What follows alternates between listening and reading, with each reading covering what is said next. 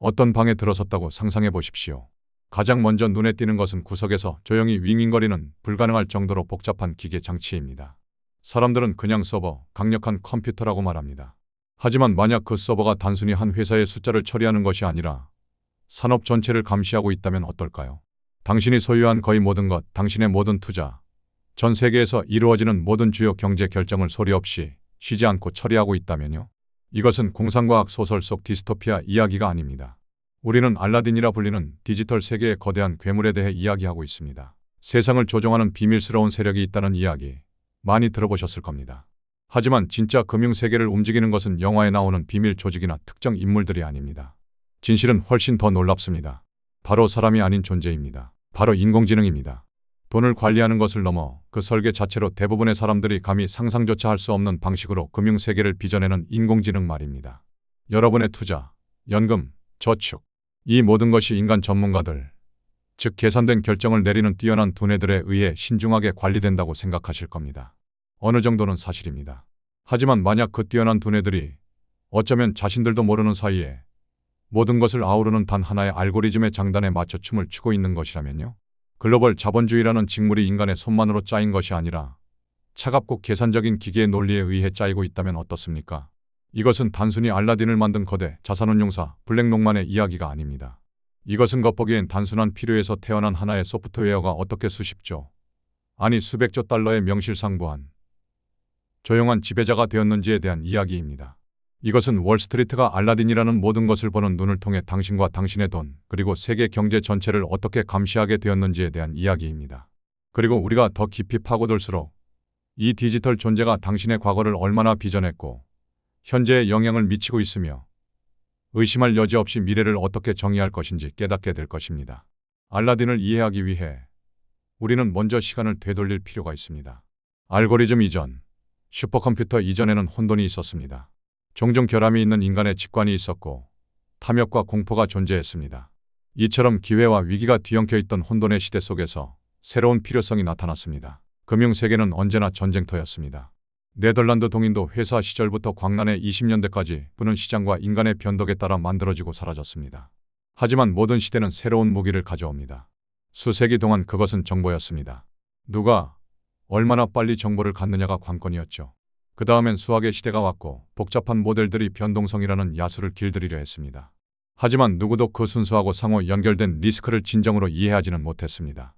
20세기 후반, 세계 금융 시스템이 파생상품, 세계화된 시장, 그리고 심지어 그것을 만든 사람조차 단 하나의 붕괴가 불러올 도미노 효과를 완전히 파악하기 힘든 복잡한 상품들의 거미줄이 되기 전까지는 말입니다. 이것이 바로 알라딘이 마침내 장엄하면서도 조용한 등장을 하게 될 무대였습니다. 우리의 이야기는 세계 정복이라는 거창한 비전이 아니라 그저 리스크를 더 잘 관리하겠다는 소박한 야망에서 시작됩니다. 때는 1988년. 레리 핑크와 로버트 카피토라는 두 명의 명석한 인재가 작은 팀과 함께 퍼스트 보스턴이라는 대형 투자은행을 떠납니다. 모기지 증권을 잘못 판단하여 회사가 2억 7,500만 달러의 손실을 입은 끔찍한 분기 직후였습니다. 그 손실은 단순한 좌절이 아니었습니다. 그것은 계시였습니다. 그들은 심오한 깨달음을 얻었습니다. 리스크 관리가 투자의 부속물이 아니라 바로 그 핵심이라는 것을요. 리스크를 정확히 평가할 수 없다면 그건 그저 도박일 뿐이었습니다. 그들은 리스크를 최우선으로 한다는 혁신적인 아이디어로 블랙록을 설립했습니다. 맹목적으로 수익을 쫓는 대신 문제가 생기기 전에 무엇이 잘못될 수 있는지 이해하기 위한 정교한 모델을 구축하기로 한 것입니다. 이것이 바로 알라딘이 싹트게 될 씨앗이었습니다. 초기에 그것은 그들 자신과 고객들의 필요에 맞춰진 맞춤형 시스템이었습니다. 불투명한 파생상품과 복잡한 증권의 겹겹을 꿰뚫어 그 이면에 숨겨진 진정한 리스크를 드러내도록 설계된 정량적 프레임워크, 즉 알고리즘의 집합체였습니다. 이렇게 생각해보세요. 80년대 이후 금융상품들은 믿을 수 없을 정도로 정교해졌습니다. 모기지는 잘게 쪼개져 부채담보부증권 CDO로 만들어졌습니다. 실체가 거의 없는 자산에 대한 보험이 팔려나갔습니다. 마치 수많은 숨겨진 방과 비밀 통로, 부비트랩으로 지은 집과 같았습니다. 블랙록의 초기 혁신은 이 모든 숨겨진 위험과 모든 상호 연결성을 보여주는 청사진, 즉 마스터 지도를 만드는 것이었습니다. 그리고 그 방법은 통했습니다. 그들의 꼼꼼하고 데이터 중심적인 접근 방식은 불가사의할 정도의 예측력으로 시장을 항해하게 해주었습니다. 다른 이들이 비틀거릴 때 블랙록은 꾸준히 성장했습니다. 그들은 단지 돈을 관리하는 것이 아니었습니다. 정보를 관리하고 있었습니다. 다른 이들이 그저 소음으로 여기던 것에서 패턴을 읽어내고 있었던 겁니다.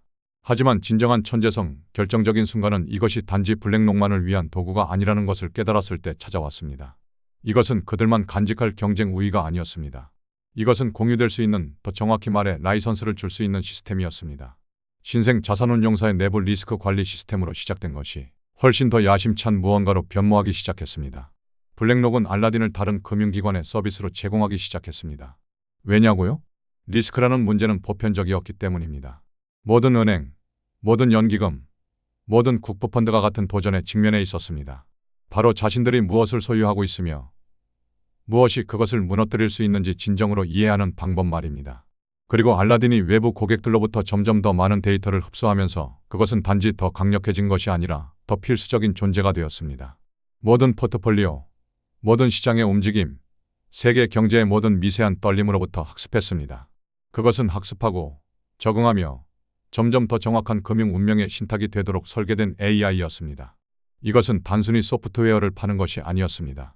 세계 자본의 중앙 신경 시스템을 만드는 것이었습니다. 많은 사람들이 알지 못하는 사이에 곧 전 세계 금융 자산의 거의 10분의 1을 처리하게 될 신경 시스템 말입니다. 그리고 바로 여기서 진짜 이야기와 진짜 미스터리가 시작됩니다. 어떻게 리스크 관리 도구가 월스트리트에서 가장 강력하지만 가장 알려지지 않은 존재가 되었을까요? 그리고 그 소리 없는 지배가 당신과 시장, 그리고 금융 안정성의 미래에 과연 무엇을 의미할까요? 우리는 알라딘이 어떻게 블랙록 내부의 리스크 관리 도구에서 월스트리트의 다른 기관들에게 라이선스를 주는 강력한 시스템으로 성장했는지 살펴보았습니다. 하지만 이것은 시작에 불과했습니다. 소프트웨어를 파는 것은 하나의 사업이지만 금융 세계의 운영체제가 되는 것은 전혀 다른 차원의 이야기입니다. 알라딘의 성장은 단순히 선형적이지 않았습니다. 그것은 기하급수적이었습니다. 그리고 그 이유는 바로 네트워크 효과 때문이었습니다. 한번 생각해 보십시오. 경쟁 관계에 있는 은행, 연기금, 보험사들이 모두 블랙록에게 돈을 내고 그들의 가장 민감한 포트폴리오 데이터를 알라딘에 연결하기 시작했습니다. 왜 그랬을까요? 알라딘을 사용하지 않는 것이 더 큰 리스크가 되었기 때문입니다. 시장에 모두가 사용하는 표준 도구를 나만 사용하지 않는다면 나는 다른 사람들이 모두 보고 있는 위험을 보지 못하는 장님이 되는 셈입니다. 그리고 알라딘은 고객이 많아질수록 더 똑똑해졌습니다. 모든 새로운 고객은 단순한 사용자가 아니었습니다. 그들은 알라딘이라는 거대한 인공지능에게 데이터를 공급하는 새로운 감각 기관이었습니다. 알라딘은 도쿄의 채권 시장 움직임, 프랑크푸르트의 파생상품 거래, 캘리포니아 연기금의 자산 배분 등 전 세계에서 일어나는 모든 일을 실시간으로 학습했습니다. 이 거대한 데이터 순환 구조는 알라딘을 단순한 분석 도구가 아닌 마치 살아 숨쉬며 시장의 맥박을 직접 짚어내는 존재로 바꿔놓았습니다. 2000년대 초반 닷컴 버블 붕괴와 같은 여러 차례의 시장 위기를 거치면서 알라딘의 명성은 더욱 높아졌습니다. 다른 이들이 공황에 빠져 자산을 투매할 때 알라딘을 사용하는 기관들은 상대적으로 침착하게 위험을 분석하고 기회를 포착할 수 있었습니다. 알라딘은 단순한 소프트웨어가 아니라 혼돈 속에서 질서를 찾아주는 예언자로 여겨지기 시작했습니다. 하지만 진정한 시험대, 알라딘을 월스트리트의 도구에서 세계 경제의 기둥으로 바꿔놓을 거대한 폭풍이 다가오고 있었습니다. 2000년대 중반, 월스트리트는 탐욕의 축제를 벌이고 있었습니다. 미국 주택시장의 거품을 기반으로 그들은 누구도 완전히 이해하지 못하는 복잡한 금융상품들을 만들어냈습니다. 서브프라임 모기지를 잘게 쪼개고 섞어서 만든 부채담보부증권은 안전한 투자 상품으로 둔갑하여 전 세계로 팔려나갔습니다. 금융 시스템은 겉보기에는 화려했지만 속은 서로가 서로의 빚을 보증하는 아슬아슬한 젠가 타워와 같았습니다. 단 하나의 블록만 잘못 빼도 모든 것이 무너져 내릴 수 있는 구조였죠. 대부분의 은행가들은 이 위험을 보지 못했습니다. 아니, 보고 싶어 하지 않았습니다. 끝없는 파티를 즐기고 있었으니까요. 하지만 알라딘의 서버실 안에서는 다른 이야기가 펼쳐지고 있었습니다. 알라딘은 이 복잡하게 얽힌 자산들이 무너질 경우 어떤 대재앙이 닥칠지 가능한 모든 위기 시나리오를 대입해 그 결과를 끊임없이 예측하고 있었습니다. 알라딘은 경고 신호를 보내고 있었습니다. 젠가 타워가 흔들리고 있다는 것을 알고 있었던 겁니다. 그리고 2008년 9월 불가능하다고 여겨졌던 일이 현실이 되었습니다. 젠가 타워가 무너졌습니다. 투자은행 리먼 브라더스의 파산을 시작으로 신용시장이 얼어붙고 전 세계 금융 시스템이 심장마비를 일으켰습니다. 수십 년간 세계 경제를 지배해 온 거인들이 하룻밤 사이에 쓰러졌습니다.